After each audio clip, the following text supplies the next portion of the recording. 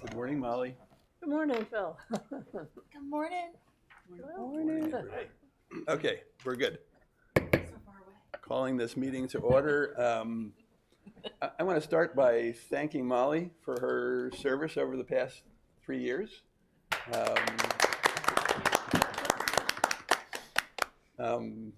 Sometimes these meetings are not exciting to sit through, but you've hung in there and you've been really good with your attendance, so thank you very much.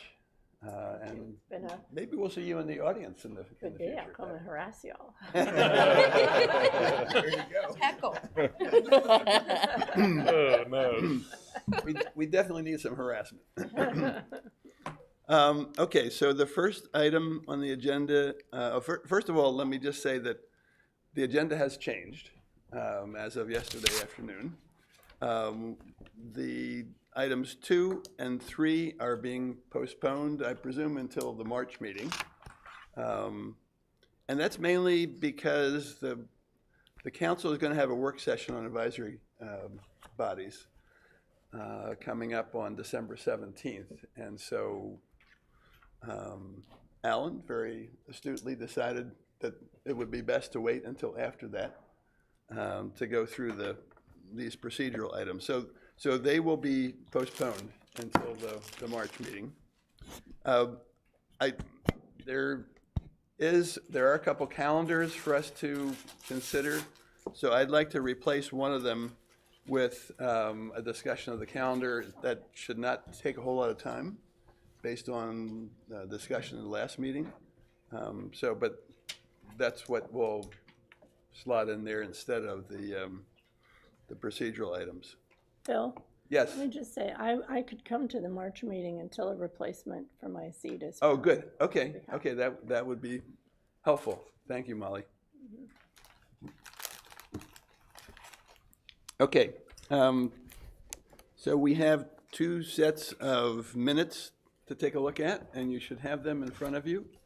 The first one is for our June 4th meeting. Excuse me. These went through an iteration, and it's suggested that we can do this a couple different ways. Actually, for this has gone through a review process. I think Alan took care of updating the minutes to reflect the comments that I had.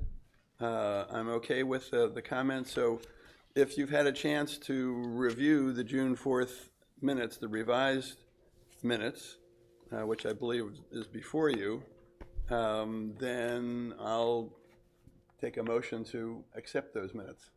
Chair. So- Oh, I'm sorry. No, go ahead. As a chair, before we do a motion, just in the future, I might make the suggestion that the minutes that were originally generated by staff typically tends to be across advisory boards a slimmed down version and not a very full, thorough, robust version of the notes. Mm-hmm. The amazing thing is back in 2014 when I made the suggestion that, or I guess it was 2014 when I made the suggestion that we should have all advisory boards on live streamed and online, that was rebuffed. And then COVID happened, and all of a sudden it was able to happen. The amazing thing is that we actually have these videos, so that if anybody, not that the minutes should not be an accurate reflection of the meeting, Mm-hmm. but the need for it to be a thorough and complete version of the meeting is not as necessary. It's more important to reflect motions, general information from discussion, very, very broad strokes. And I might suggest that in the future that we stick to the more slimmed down version of the notes with a link to the live stream, both for ease of staff and for ease of the public that's trying to review, so that they understand what they're going to see, and so that there's some consistency across town bodies. And with that, I actually might suggest, Councilmember that there be some discussion about this at the work session, that it includes some information on how minutes are handled, and that it's just consistent across elected and advisory bodies. I agree with you. With that, you were going to make a motion. Well, let me just respond to what you're saying. I understand what you're saying. It is a lot of effort to go through an expanded version of the minutes. I do think the written record is important in terms of the minutes, and it is much easier, I believe, to read through the minutes than it is to go through and watch 2+ hours of video recording. That is subjective. Okay. I guess it depends on how thoroughly you look at the video. That is subjective. I would say, but it is person to person. For some folks, you are correct. It may indeed be easier to read through the minutes. For others, it might be easier to watch and or listen or speed through the live streamed. I think that's subjective. I'm not going to say what works best for you, what works best for me, what works best for the constituency. I'm concerned about consistency and staff resources. So speaking of staff resources,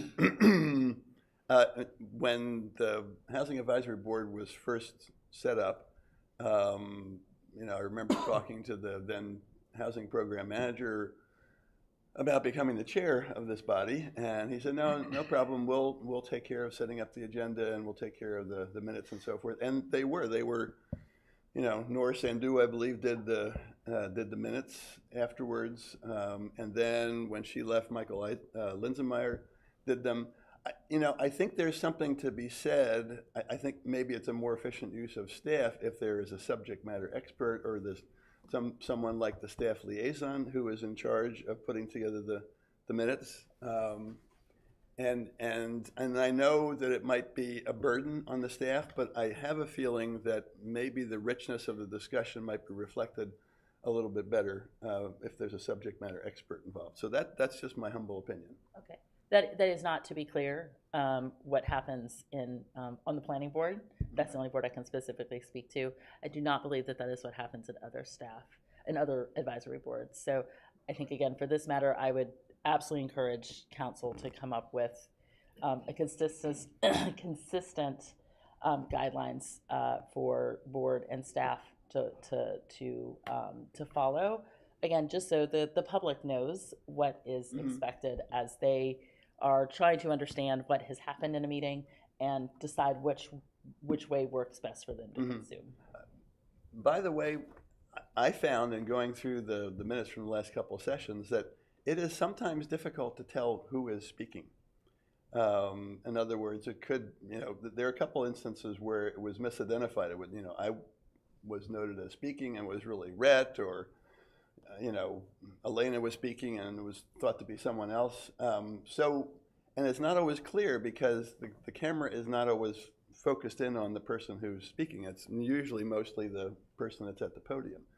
So, and there are some parts of the soundtrack, even though it's really good, that sometimes I had to go back and re-listen to at least once to understand what was said. So with that said, Alan had his hand up, so I yield to Alan. Yeah, so I think that's great discussion. I do think that this should be something that the elected body weigh in on. I will just offer two notes.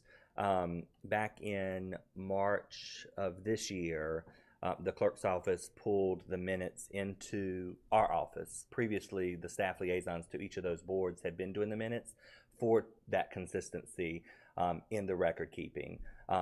What we found is a lot of our advisory boards were using different formats, using a different structure. Some were putting more summarization, some were putting more detail. And so we tried to create that consistency. And now that we've done that, I think now it's an appropriate time to have a conversation on whether we need that much detail. The second piece is I'll just offer that from a researching standpoint, when things are in a typed format, it does help when we are doing like a search for a particular topic. That does help come up it does help when we're researching to be able to find a particular topic, because we can type in a particular word structure and it'll pull up where they are in the minutes. If it's summarized, sometimes that can be a little bit harder to find. Doesn't mean that it can't still be done. But the other thing that the team and I have been talking about is also creating an index. So if the minutes are summarized, then we at least are creating an index of topics. So that way, if we are looking back at historical records and we know a particular topic versus where it came up, then we can search through that index and find, okay, it come up in HAB this year, this date. It come up at the council this year, this date. It's something that it was a practice that was done years ago before technology became so advanced. But we're thinking about starting that up again because it does help with research and it does help with staff time. But to the points that have already been made, one of the reasons that we pulled the minutes into the clerk's office beyond just consistency was to create some level of freedom for the staff time, because they are the subject matter experts and they need to be focused on the real work, not typing out minutes. And that's what we're there for, is to be the record keepers. And to the other point is, you know, we take minutes for the council meetings, and there's no way that we're subject matter experts in everything that comes up in the council meetings. So for what it's worth, it's good to have a neutral party transcribing the minutes, so there's no bias for one side or another. So I just offer those points. Okay, thank you. Good point. Any other comments? I just thought, when I saw the minutes and I started reading like one of 27 pages, I've been on lots and lots of boards, but I've never had minutes that's basically a transcript of the meeting. I think it's a little too much. I would like a summary of it. The video is there for the full transcript if you want it. Okay, have you ever dipped into the video? I have, Okay. yeah, Good. yeah. Okay. Agreed. And I don't, my memory, you know, I'm old, but I don't remember if it was Ms. Newman that's who said what it was. So if I'm approving these minutes, I don't really remember who said what. You know, I don't know that it mattered who said what. Here's the, you know, the discussion. So to me, this is a little overboard. Okay, all right. I do wonder if there is, I think to your point about it being almost like a transcript, I completely agree. I do wonder if there is new AI tools I was that just gonna create, say the same thing. that can create a Good transcript transcribe it. I assume that would cost money, but might be helpful. I mean, I can certainly pull things from C-SPAN and do regularly. I'm that person, so do regularly, and it's a full transcript. And no, let's be clear, it is not perfect, but I can absolutely compare it to the video, which is very helpful. So I wonder if that is, I don't know, I mean, again, I deal with Congress often, so I know it exists in C-SPAN. I don't know if that's something that any other local government has, but might be worth pursuing. So what I discovered in going through the minutes from last time is that there is a transcript that comes along with the video. Yes, there is. However, the problem is that it's just a stream of words without identifying who said what. And so it kind of goes back to what Molly was saying. It sometimes is difficult to, you know, unless it's a male voice or a female voice, obviously you know that, but who exactly is speaking is sometimes difficult. Yeah. Alan. I was just going to say, for what it's worth, I think this is great feedback. We'll take this back to the mayor and council and see what their direction is at the December work session in terms of the format and the structure. And it may be that this level of detail is helpful for council meeting minutes, and maybe summarization is more appropriate for advisory board capturing, because the advisory board meetings are more work session style format anyways. You know, there are a lot of the procedural things, aside from planning board or board of adjustment, a lot of our other advisory boards operate more in a work session style format. So I think this is great feedback. So we'll take this back to the elected body. Okay, thank you. Can I have one more note? If I was stressing reading 27 pages as a member of the board, if I was a general public person, which I will be soon, and I wouldn't read through 27 pages of minutes. Well, the 27 pages does include the presentations that were made. Right. And so those are valuable. That was probably over half of the pages of the 27 pages. But if I just started it and I saw 27 pages, I wouldn't pursue it much. Okay. I think Right. summaries are more valuable. Yeah, I agree. In the world of technology and small doses of information, Mm-hmm. that is far better. Absolutely. There was a motion brewing. Oh, I was going to make a motion to approve those minutes. The June minutes. The June minutes, Okay. yes. Okay, is there a second to that? Second. Okay. Any other discussion?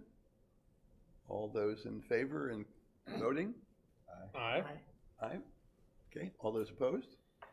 Okay, the June 4th meeting minutes are passed. Now, we get into the interesting ones. The ones from September 3rd. I received these on Wednesday, the day before Thanksgiving, in the evening, a little before 7 o'clock. And so I carved out some time in my schedule over the weekend. Fortunately, we weren't going anywhere. And I went through and I commented on them.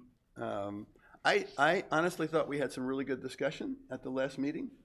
And so I wanted that reflected accurately, and that's why I took time to go through. And so we're kind of in the situation we were 3 months ago, where we have the staff minutes and we have my comments. And so we have a couple different options here. We can approve the minutes as they stand and ignore my comments. We can take a look at what the comments were and figure out which ones need to be incorporated into the minutes. We actually do have more time this time than we did last time, but I don't want to put people to sleep. Or we can just do what we did last time, which is provide the review and incorporation of comments, and then come back in March and approve the revised minutes. So, any thoughts as to which of those paths we should take? I might suggest, given my previous comments, that we move to approve the non-voting member here is suggesting that we move to approve the minutes as presented by staff. And if we want to include the addendum of changes and just the additional comments, we can do that. But I think we move to approve the minutes as Okay, so, presented. That's my suggestion. I Okay. cannot make a motion. okay. Given that I spent a few hours going through, could we amend that to say we'll approve the minutes as produced by the staff with the addendum of my comments? I'm fine with that. That's what I was going to essentially say, is just make it an addendum to the minutes that were already there so that no one has to retype anything. No more staff time involved. That's right, just to add them to the minutes. I would second that. Yeah. I'm amending your motion, Tina, so Can't make a motion. you're- I think Rhett would be Yeah. the one to make the Yeah, motion. I'll make the motion that we approve the minutes as provided by staff with Phil's comments as the chair being an addendum to the minutes. Okay. But they do not need to be incorporated into the actual minutes. Okay. Yeah, All right. okay, that's fair. That is my motion. Is there a second? Now I'll second it. Thank you, Patricia. Okay, all those in favor, say aye. Aye. All those opposed? Okay, good, taken care of. Okay, so let's then move to the calendar. And Alan has graciously provided 2 separate calendars. I think I know from going over the discussion last time that there was not a whole lot of support for doing bi-monthly meetings. And so I would assume that we probably want to take a look at the quarterly schedule. I don't know whether we need to do 2026 at this time, but if that's changeable, say at the end of next year, then, that's fine. I have hard enough time remembering what I had for breakfast, let alone, what I'm going to do in 2 years. So, any comments on the quarterly schedule that's presented to us. And Chair Welch, I'll just, if I may. Sure. The previous calendar that was adopted was for 2 years, and so that's kind of the hope, is because this is a quarterly board, we hoped that having dates far out in advance would be helpful to folks as they're planning. So that's why you see 2 calendar years, because when previously I think the direction of the board was to have more concrete dates, because it was really hard to schedule special meetings, et cetera. So that, just some background as to why there's 2 years presented. And then the second thing I just wanted to call everyone's attention to is this is following the current practice, which is afternoon meetings alternating with morning meetings, always on Tuesday, with the exception of the one in September in 2025, which is moved to a Thursday, just to allow folks that may be vacationing or traveling from a Labor Day holiday. They don't, sometimes it's hard, even when we have council meetings on the Tuesday following a Monday holiday, it sometimes can be hard to wrap your mind around getting back into regular work routines. So that's a suggestion. Okay. It moved to Thursday. I'm glad y'all did that. I'd be open, I'm open to making a motion for this, the quarterly meeting schedule for 2025 and 26 as it has been presented. Do we, before you do that? Yeah, okay. I have a question. So I know we did discuss more meetings, right? But I think our discussion was, well, we would like to know from council what our role is, or what our role might be moving forward, if it's less involved, more involved, the same rhythm. So I guess my question is, Should we wait? should we do the same thing and wait for approving these?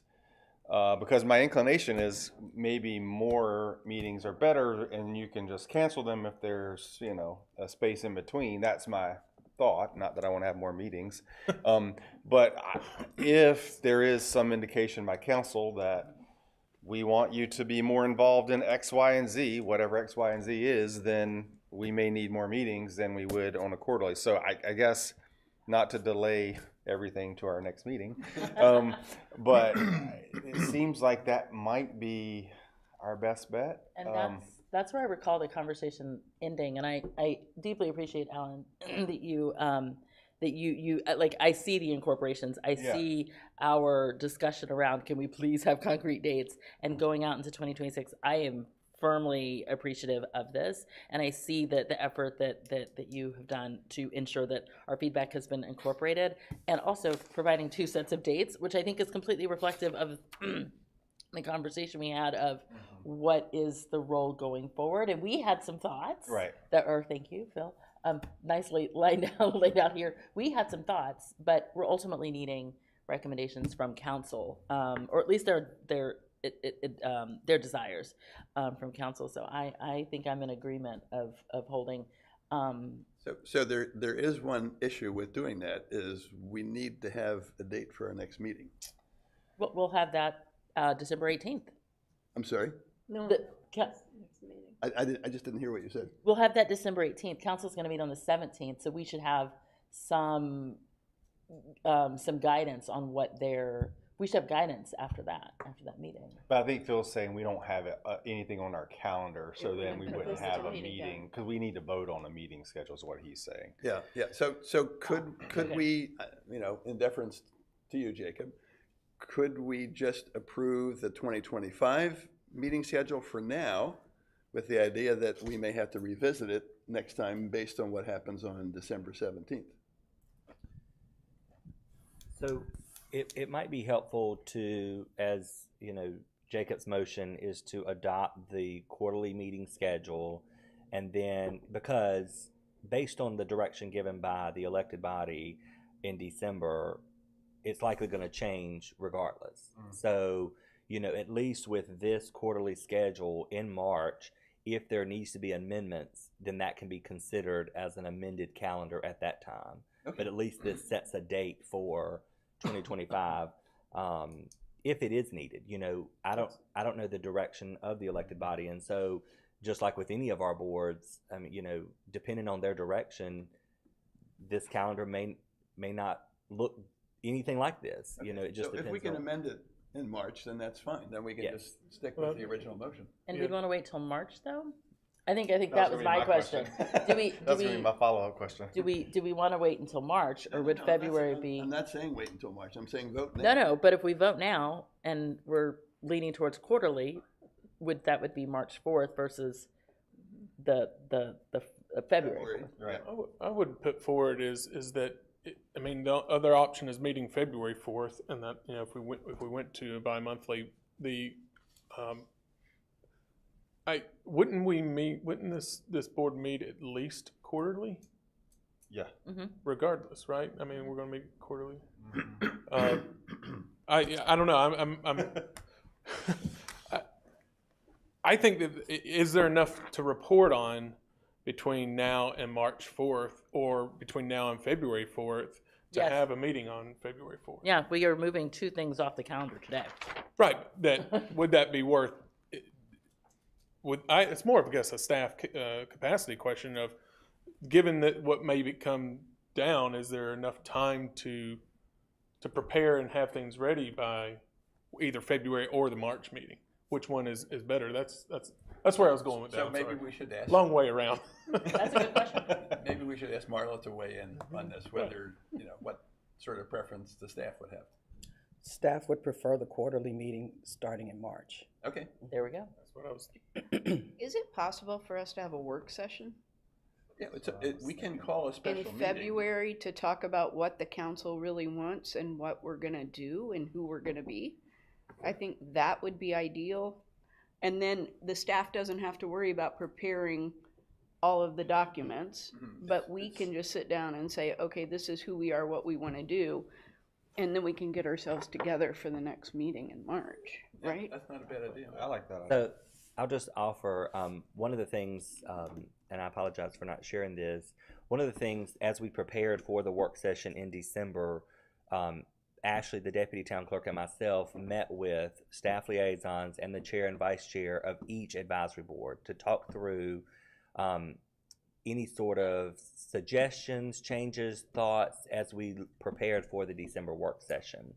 And at the conclusion of that discussion, we stated that if there's any major changes to any of the boards, we would have a follow-up meeting with the chair and vice chair to plan what that would look like in the future. So to your point, Member Birch, it's likely that there will need to be a work session with several different advisory boards, given the direction of the elected body. So that is likely going to happen anyway. So just for what it's worth, once council gives that direction, then we will have, every board will have to go through some sort of work session to kind of refocus what their roles and responsibilities look like. Okay, well, so that actually means that Patricia's suggestion is even more relevant. Correct. That maybe we should approve the quarterly schedule, but also tack on a February 4th meeting to get that on our calendars. So that's an addendum to your motion, Jacob. Yeah. Like, did you look at the calendar? Because Yeah, I was looking at the calendar. That's what be I was here. doing too. And the 4th is very, I won't be here for that, but, and of course I can't speak for Paul or I think Elena, we're missing Elena too. Could we not schedule a work session anytime? So could we not come up with a date end of January or something like that, that we could decide we want to, or later in February for that matter? I was gonna say, can we not just have a calendar that we, a doodle poll or something, whatever the town uses, I don't know how that works, right? And that might be the easiest, just to find a time, makes sense to, Or is it easier to just go through the discussions now, Alan? I think it I just don't makes it know. hard with these two missing. would- Yeah, you're right, I That- understand mean, what that you're makes it saying. a little Yes. harder, but Absolutely does, yeah. To continue, to keep the meeting moving along, I would recommend that, we adopt the quarterly meeting schedule. And then you already know that a special meeting will likely be needed to discuss any feedback that is given from council. So, it is likely that March 4th will not be the very next meeting, right? Depending on the direction that's given, what the outlook looks like, et cetera. So it will likely be a special meeting that's called in between that period. So I think for now, the quarterly schedule at least gets something on the books, and then we'll schedule something Well, special. As Makes sense. I understand what you're saying, excuse me, but I would say that this group has a very hard time figuring out dates. We do, but we're missing folks. So we, So, but regardless, we can pick a tentative date that might be acceptable to everyone that's here and check with the others. And I'm looking at the last Tuesday in January, which is the 28th, to see if that is a good time for other people here. In the afternoon at 2:30. If that's right, that would be the afternoon.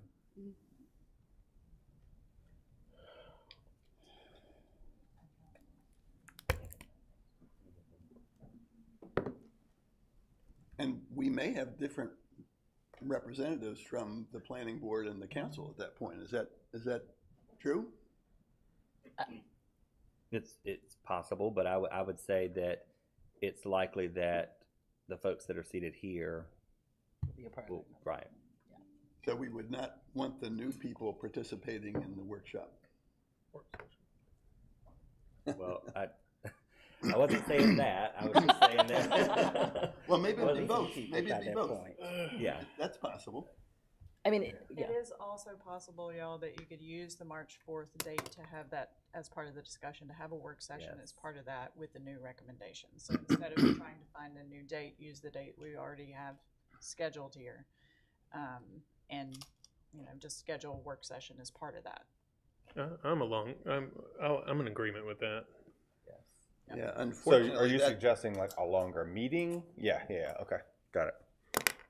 And we did this similar to earlier this month. We had of our transit committee, we had 3 new members, and so for their 6-member committee, I mean that's half. Right. And so what we found beneficial is having an orientation beyond just our mini orientation, but we had a work session, and so the entire meeting was spent educating the new members on what the roles and responsibilities of the board were, but also what current projects were being worked on and initiatives and plans. And it was more of an educational opportunity. And sometimes it's good to just level set with the whole group again. So to kind of piggyback, I think the March may be the best time to do that. And it might be a longer meeting. That's It fine with might me. be 3 hours instead of 2 hours. But I would offer that, based on the timing, I anticipate only a couple of probably short updates from staff. So there won't be a lot of content that staff is bringing, so it may not be any longer than your normal allocated 2 hours. Understood. Okay, well, it's good to have more. We can always adjourn early. That's Well, not a problem. I'll keep my motion as stated. Yes. You're ahead of your time. You don't want to change the time. We're going to keep the time Keep of the the time March. at 2:30. Well, there's just a start time. There is not a finish time. So we can, see what the agenda looks like, figure out the finish time. Okay, with all that rich discussion, are we ready to vote on the motion? And, we can schedule a special meeting before that if we need to, as we pointed out. So, any further discussion on the motion? All those in favor? Do we have a second? No, I don't know. No. I'll second it. Okay, thank you, Alan, good point. All those in favor? Aye. All right. All those opposed? Okay. All right. So I look forward to meeting with you, Alan, after the workshop to understand, what the direction of the council is. Yes, and for what it's worth, any of you all are welcome to watch the live stream of the work session and or attend in person. Or So watch the it's- recording, right? Yep. 'Cause I will not So be- watch the live stream or attend in person. Okay, good. All right. Moving right along. One more question. I'm sorry. And Alan, I guess you'll see. You all will send calendar invitations. I think that's what you've done the last couple of years, right? Yes. I didn't know if y'all were going to. Yeah, we'll take care. Now that we have a set calendar, we'll go ahead and send those out and add those to everyone's calendar. Sorry, Phil? And just keep in mind that depending on the direction of the elected body, we may have to amend that. Of course. Okay, I think we're up to item number 4, which is the housing staff update by Lamont.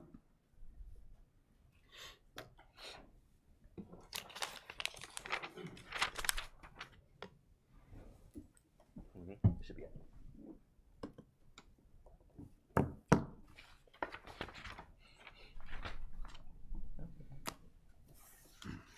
There you go. No, you're good.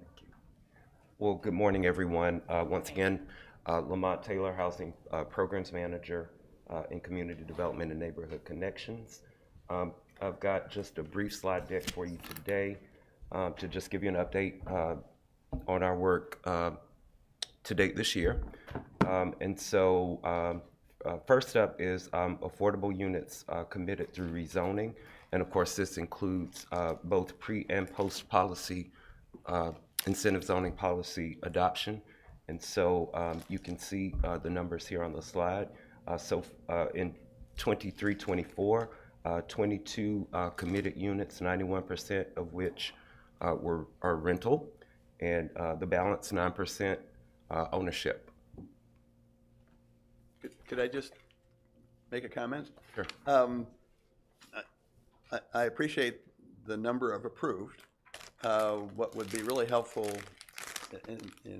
for me, would be to see the number of units that are actually occupied, because of the fact that it typically takes at least 3, 4, maybe 5 years between the approval and the occupation. And so what I'm really interested in is how many affordable units are being provided within the town.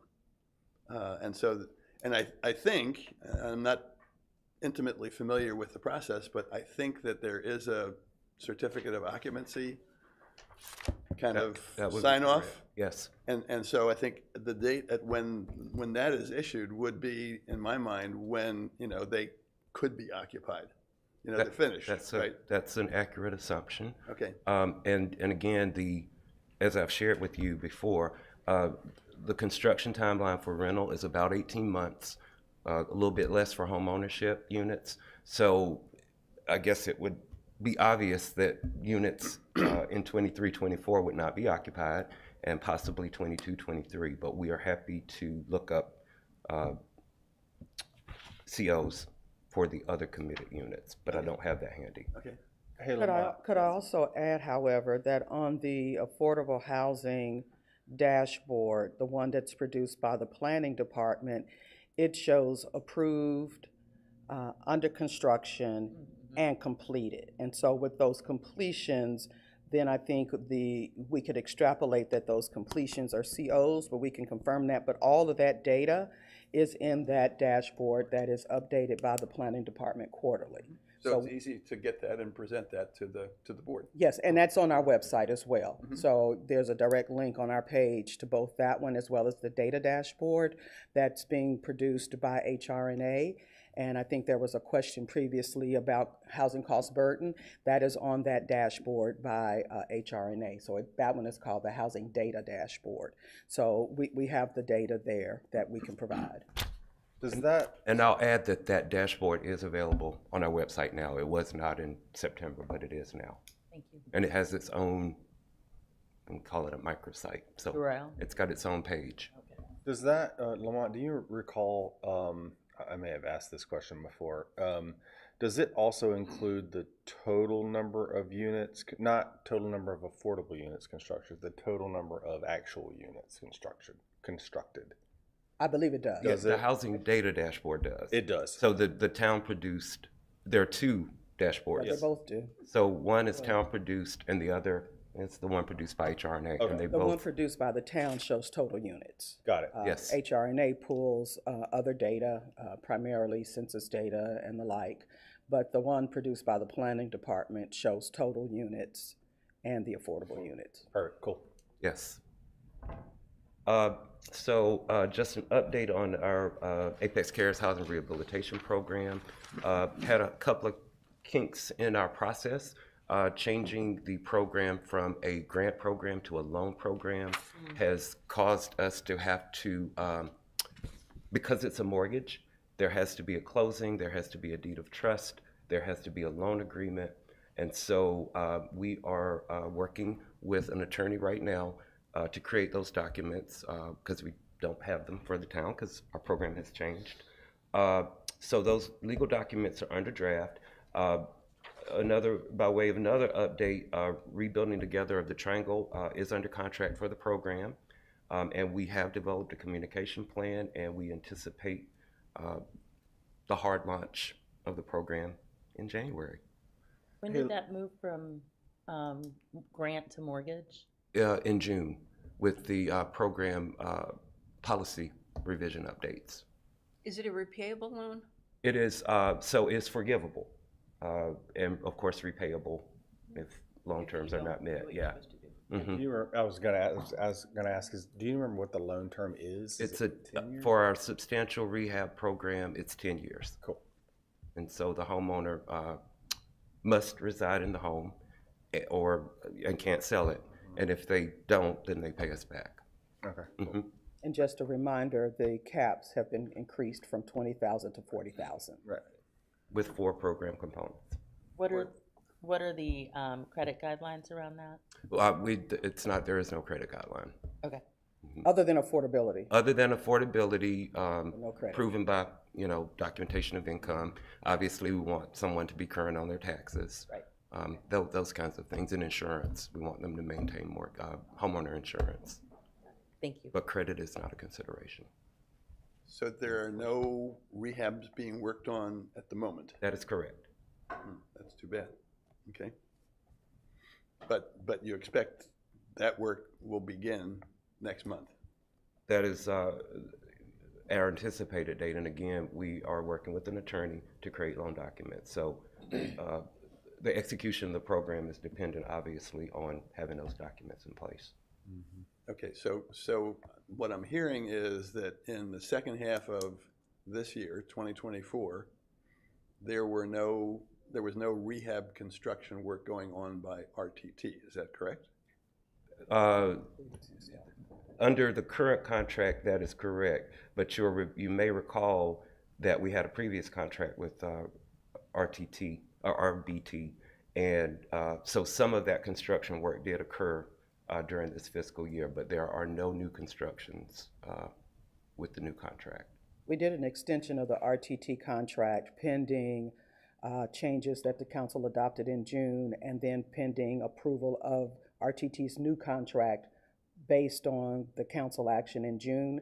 So the contract that we had in the previous year, we extended that so that RTT could complete some rehabs that were already in process at the time. So we have had some actual completions in this fiscal year, just not under the new program.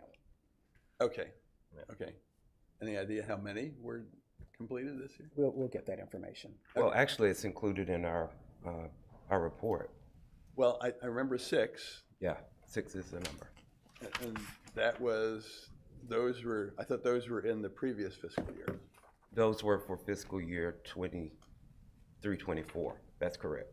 Right. So anything that was in Through progress June of- and near completion was counted in that number. Oh, okay. So that was anticipating the completion of those. Correct. things. Okay, Correct. all right. And I'm sure with the policy change, council was aware of the having to engage legal with the policy change. And so the anticipated new program launch January 2025, we're still on track with that. Yes. Thank you. And so I believe in September, we were asked to provide financial information about our Affordable Housing Fund. And so our fiscal 24-25 amended budget, which includes addition for encumbrances that were already on the books at June 30th, is right at $2.4 million. And of that, $1.1 million is encumbered. And so far, year to date, we've expended $267,000, leaving a budget balance of just under $1 million. Can I go back to the previous slide on the communication plan? Okay. When is the communication plan anticipated to be available to reach out to wherever, faith communities and so forth? At program launch. Okay, Basically, we are waiting for all of the legal documents to be completed so that once we launch, people can actually start the entire formal process. So we didn't want to do a launch, but then we didn't have the capability of executing all of the documents to move people along through the process.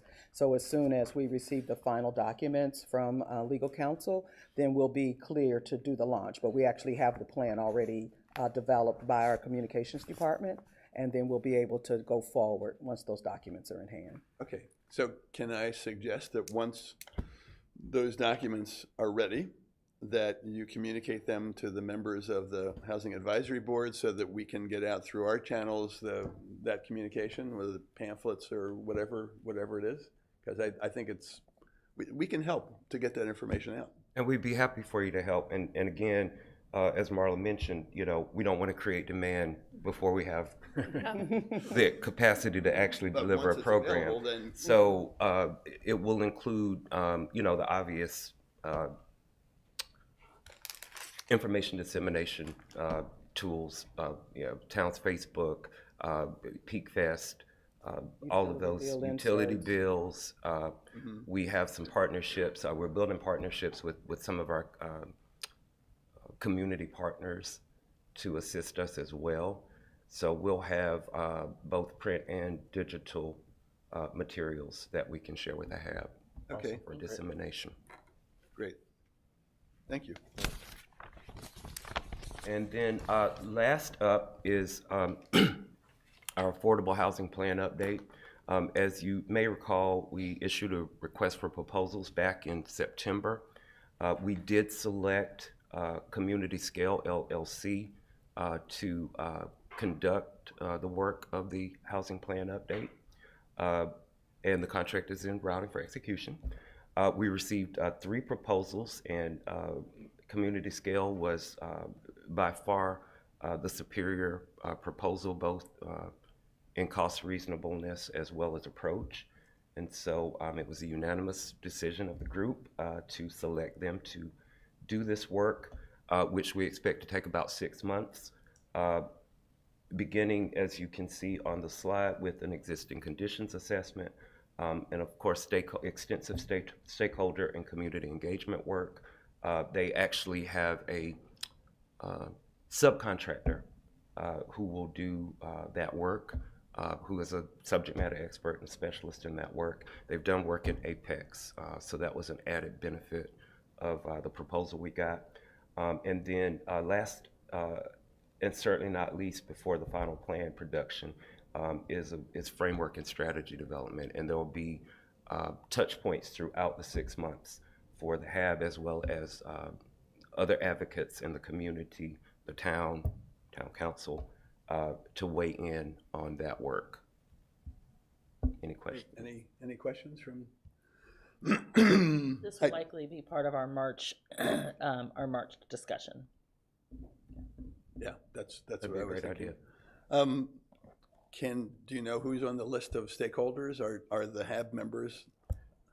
Yeah, we have not actually developed the list to provide to the consultant because, again, we're working through getting the contract executed. But when we have our startup, we'll provide some potential groups and lists of folks to be a part and participate in the engagement. And the HAB, of course, would be included. Okay, and could you share that list of stakeholders with the HAB so that if we see that there, excuse me, are people that are missing or groups that are missing, that we can suggest adding those? We can certainly share that with you. Okay. And that's it for my presentation today. Thank you so much. Do you have any additional questions?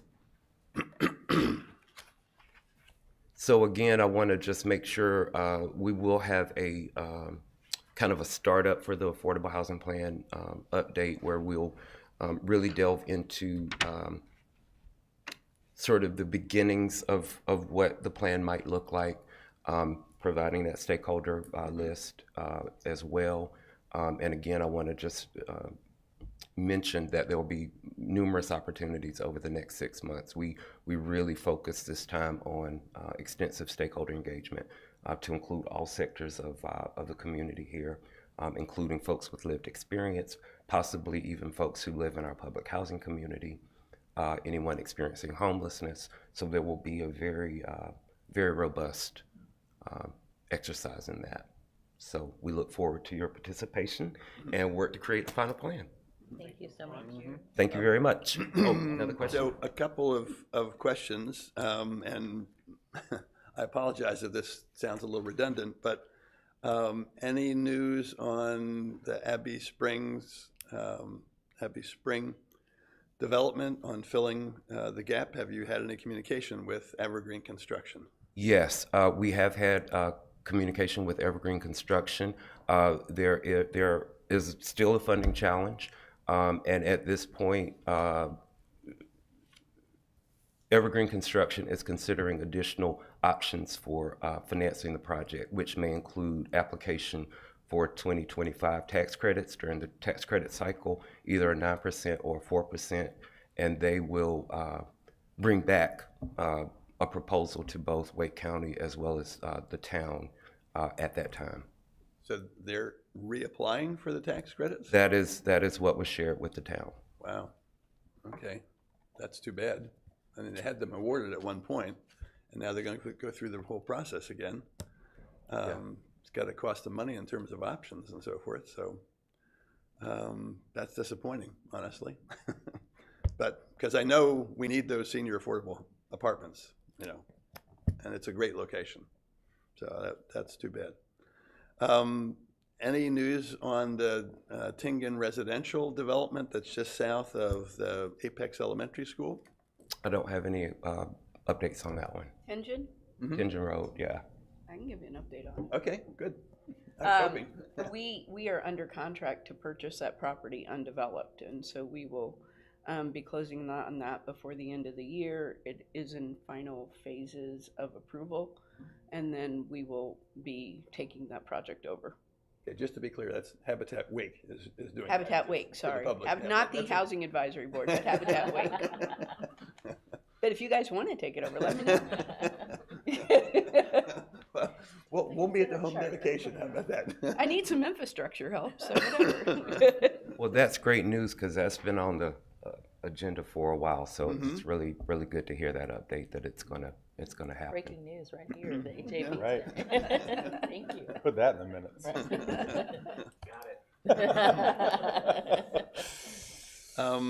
And this probably relates to the planning board's dashboard, housing dashboard, but are you aware of any other market rate developments that have affordable homes included in them, either by incentivizing or otherwise? I am not. We can dig a little deeper into the details, but I have not had any updates that would indicate that we've got any in the new ones in the pipeline. Okay, okay. I have been in contact with one developer. They have Can you get the mic? Rebecca. Can you hear me? Want to come up to the podium? Just so we have it on the recording. Yeah, no, it's good. Thanks, Alan.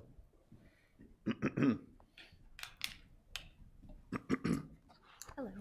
I've been in contact with one developer through the rezonings, and they have two affordable units that are 100% that are targeted to 100% of the AMI, but they won't be able to be sold until either end of 25 or early 26. Are they developing those themselves? Yes, so it's a market rate development, and two of the units have been set aside for affordability. For 100% AMI? Targeted towards 100% of the AMI, yes. And how many total units are in the development, do you know? I don't remember right off the top of my head, but it's two of those units within the development. So you don't know whether it's 50 or 100 or 500 or? I'll go look, and I think it's about 30. Okay. But, yeah. Okay. Thank you. Thank you. Thanks. Thank you all and happy holidays. Thank you. Same to you.